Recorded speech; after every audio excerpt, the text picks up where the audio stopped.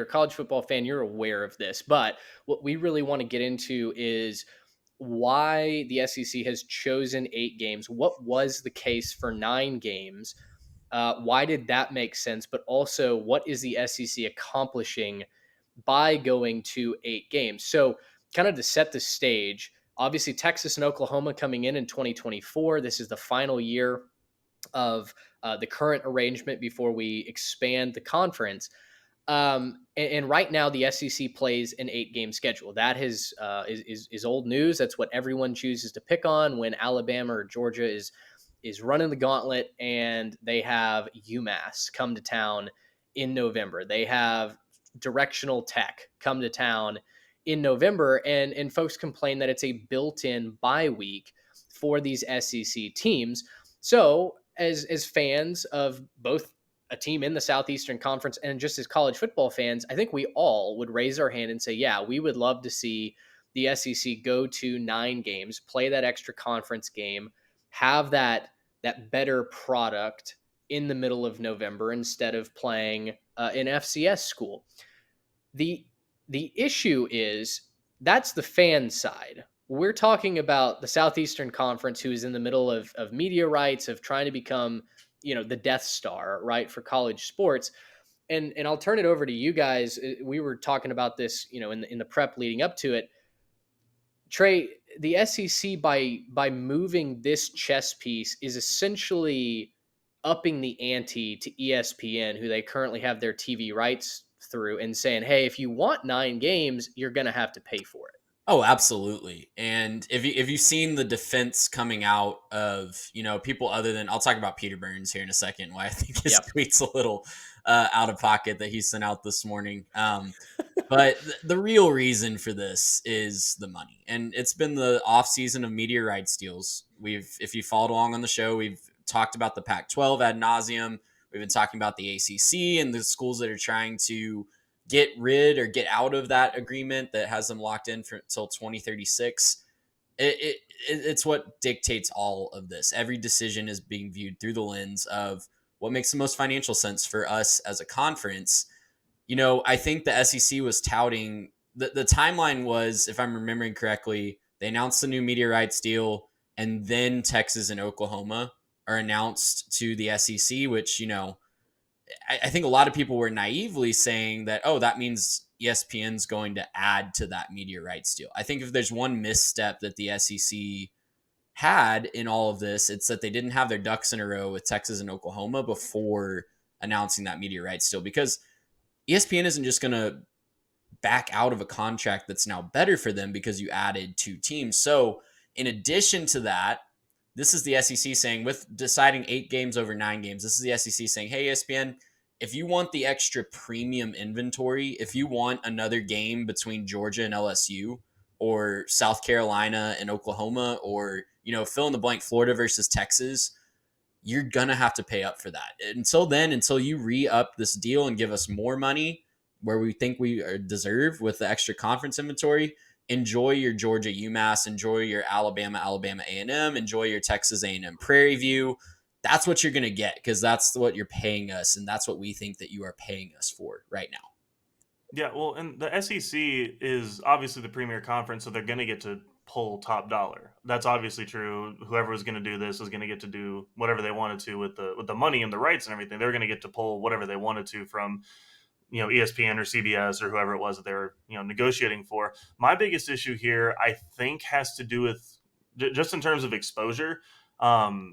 Players that come to the SEC are what make the conference. They're not the best conference because they just have the best coaches or facilities. It's because the best players come to play in the South. Obviously, you're going to get teams like Ohio State that they're going to pull theirs because they're just national powers. But for the vast majority of the best players are going to be in the South. That's why the competition is so good in the SEC. That's why people want to watch these games, is because, any given Saturday in the fall, you can have a Mississippi State upsetting Alabama. You could have, Georgia's on, upset watch against Missouri even last year. And I just think that you have to look at this and say, some of these teams that we don't always think of as the powers, they can upset a team in the SEC, but that's why people want to watch. People want to watch for these games. And, for me, I'm looking at this and saying, it's kind of a double-sided coin. For one thing, obviously 9 games is going to cost a lot more, and you're going to want a lot more of that. But on the flip side, if you give them 9 games, that gives players more exposure because they want to go get drafted. They want to go find their way, into if they're a sort of a on the border between being drafted and not. More games, more chances for them on ESPN or ESPN2 with the scout maybe watching and the nation watching and a highlight reel and a Twitter clip. And all of a sudden you run a punt back and you're on somebody's radar. You could make a team. And for these players being able to stay in conference and continue the conference being as strong as it is, it's sort of a weird double-sided coin where, yeah, if you stay at 8 games, you're getting your fair market value. But I'm curious to see how that affects perception of the league and how that affects sort of the competition level around it. If they're saying, oh well, the SEC is scared, these teams don't want to play a full 9 game schedule. They just want to go off and play their 8 games, and they're scared and they're going to play Who Cares State at the last of the season. I'm just curious how that goes. And obviously, it wasn't all teams. I mean, 5 teams voted for Florida, Georgia, LSU, Missouri, Texas A&M. Apparently, and this is, I guess, the rumored. We don't know if this is 100% yet, but Right. these teams are the ones who are said to have voted for 9 games. Texas it's not and Oklahoma everybody. wanted it as well, but they didn't get to vote. They didn't get the vote because they're not in yet. So They were in the back of the wait room. your just turn. waving. Wait your turn. They were Okay. the proxy vote or the Right. Puerto Rico in Congress. Yeah, but see, I'm just curious how that affects the league. Is do those teams get a little bit more cred? I mean, obviously Georgia doesn't need it. LSU and A&M don't necessarily need it either in terms of recruiting. But does a team like Florida or Missouri, and they're saying, "Hey, we want to play 9 games," do they get a little bit more cred? Are there things that you can do to sort of tilt this in your favor? Versus, I mean, is this a way to say, "Hey, Bama's scared; they don't want to play 9 games"? Or there's these other teams in the SEC that are apparently scared. Tennessee doesn't want to play 9 games. Does that come back to hurt people long term? I don't know. I'm just kind of worried about what the perception of the league could look like going forward. I don't think so. And sorry to cut you off, Mitch, but I don't think so. I think this is all going to get worked out within a couple of years. I think 2024 is going to be an awkward hodgepodge and just a nightmare for the schedule makers.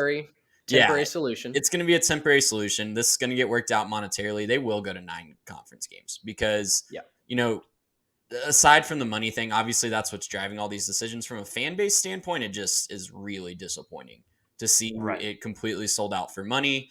I get why they're doing it. And I think all those schools that voted against it, if the argument that they're scared comes up, I've already seen it on Twitter from the fan bases, right? There's such an easy cop-out argument that why would we give ESPN, this billion-dollar corporation, why would we give them an out? Why would we give Disney or whoever is getting these rights an out that why are we giving them free inventory, essentially? It's a really easy cop-out. So I don't know that the long-term concern is going to be there. But practically, I feel like the SEC is kind of holding the football right now, right? They're holding all the burden here because an 8-game conference schedule with one permanent opponent and 16 teams just makes absolutely no sense mathematically. Yeah. Like when you try to do the napkin math on that, you're going to have an odd man out. Like it doesn't make sense. It just doesn't add up. Like you have 7 conference games that you need to rotate through, and there are 14 other opponents. So you can rotate through it, but with all the permanent rivals, it just makes way more sense to do the other model where it's 3 permanent and 6 rotating. It just makes way more sense long term to do that. Totally agree. And that's what Seth Emerson from The Athletic wrote about was, hey, the SEC has a perception problem right now. It's not that, for all the reasons that we've said, it's not that the SEC and their member schools are scared of going to a 9-game conference schedule. Although I don't think there's a single SEC team that minds playing directional tech in that November game, right? The other side of it, from the money equation, these individual schools would be giving up a home game every other year. And that is quite literally millions of dollars that they don't have to share. And it's millions of dollars that gets, you talk about a college town like some of these schools that voted against it, like Starkville, Oxford, that's millions of dollars that are injected into that community every single year. And if you think the mayors and city councils aren't in the back ear of the athletic director saying, hey, you better vote against that because that means we're losing out on millions of dollars in revenue from people visiting, like you're just naive. That's just how this works. So it's a money standpoint coming into the conference and coming into these individual schools. I think it was our colleague Dan Keegan from the Transfer Portal CFB who tweeted the GIF, the price of the brick going up, and that made me chuckle. And Dan had a thread about this, why this is just a financial positioning by the SEC towards the mouse and Disney, saying, hey, we'll go to 9 games. And Trey, like you said, like in 2025, it's almost guaranteed that this will be a 9-game conference schedule with 16 teams. Now, will they go back to divisions? I don't know. In 2024, they're playing an 8-game conference schedule, but without divisions. So the tiebreaker scenarios are fantastic with that, by the way. I don't know if you guys have thought through that. The fact that we could have 3 or more undefeated teams and then only 2 of them get to play for the SEC championship, there will be riots in the streets if certain programs are left out in that scenario. It's an imperfect schedule for sure, but like we've said, I mean, this is all a stall tactic to get the lawyers and suits in the right room to renegotiate with Disney, because like you're right, the terms of the deal have changed, right? The status quo is no longer what it was when they signed that media rights deal. Now you've got 2 of the most valuable universities in their athletic departments in your conference. You're adding another game. There is so much revenue that's being left on the table by the SEC right now if they just capitulate and say, oh yeah, we'll do a 9-game conference schedule and ESPN gets to benefit from it. I do want to say one thing that and I want to make sure people are keeping the same energy in terms of the conversation around all this. A lot of people have been talking about how, the last year or two, NIL is going to ruin college football, and it's the transfer portal is going to ruin college football, and the 12-game playoff is going to ruin college football, and talking about what it's going to mean for on the field and how players react to stuff.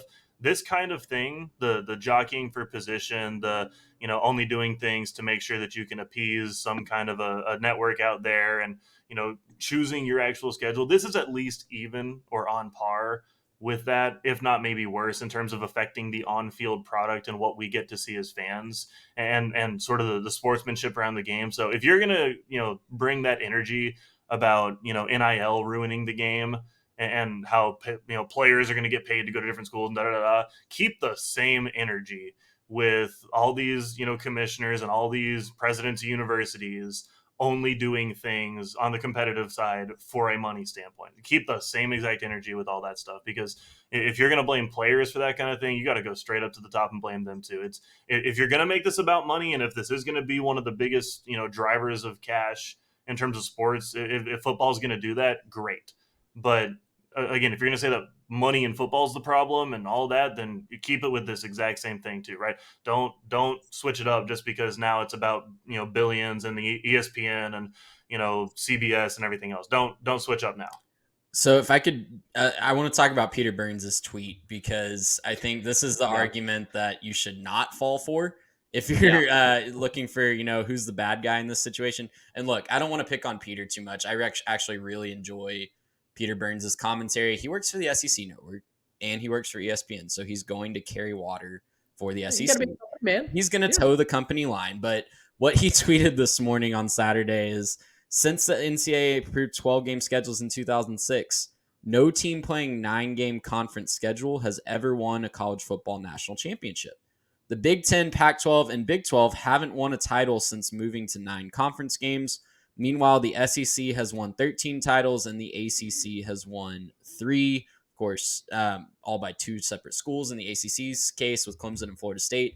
But that's just like a really lazy argument, isn't it? Like the fact that, Alabama and all these titles that they're winning, if they would have played Kentucky instead of instead of Southern Miss or Utah State or whoever they've played over the last few years, they're not going to win a title because they had to play Kentucky or Vanderbilt or Mizzou one more time instead of one of these just buy games from the G5 level. That's just a lazy argument, right? Am I missing anything here? Yeah. I think he was being a little tongue-in-cheek there. I don't think it was entirely serious. Like, hey, look, guys, this is exactly why you don't do that. He did lead it off with fun fact and then put the more He did do the little... But I don't think it was being entirely serious, but, I mean, he is going to carry water. He does like to troll other conferences' fan bases, too, and it's very... Yes, he does. Right. He loves, kind of defending the SEC and popping in probably where most media personalities shouldn't be, but That's kind of his Twitter persona, and for what it's worth, I love it. I absolutely love his Twitter persona and what he does. So it was kind of funny to me. I thought he was being a little tongue in cheek there and just kind of teasing some of the people, doing this.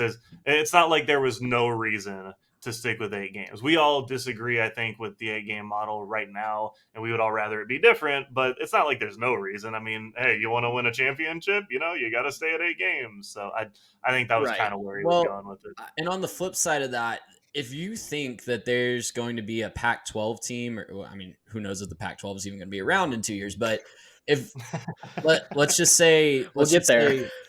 Let's just say you're comparing in the 12-team playoff future, you're comparing a 10-2 Baylor and a 10-2 Auburn, okay, for one of the last at-large playoff spots. Is there anybody on God's green earth that thinks that the committee is going to look at that and say, oh, well, Baylor played that game against Iowa State at home, and Auburn that same week they were playing Southern Miss, so I guess we got to go to Baylor. Like, is there anybody on God's green earth that thinks that that's going to be used against the SEC? I don't think so. Well, other than by the Big 12. Yeah, they've been trying to do that for 10 years. And they also have a conference championship game that's a rematch guaranteed every single year, and almost screwed them out of the playoff this year. So one true champion, baby. Come on now. Except when they're wrong.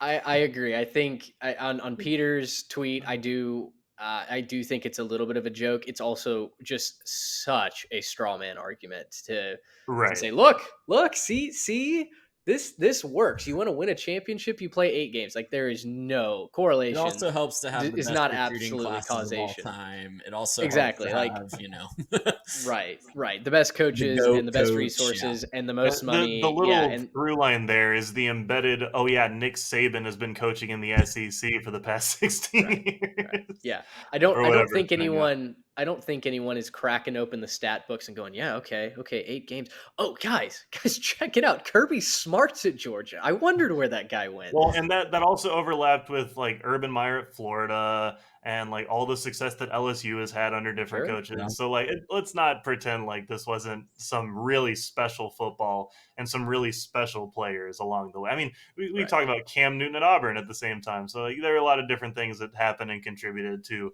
this very successful run of championships for the SEC. Gracious, how about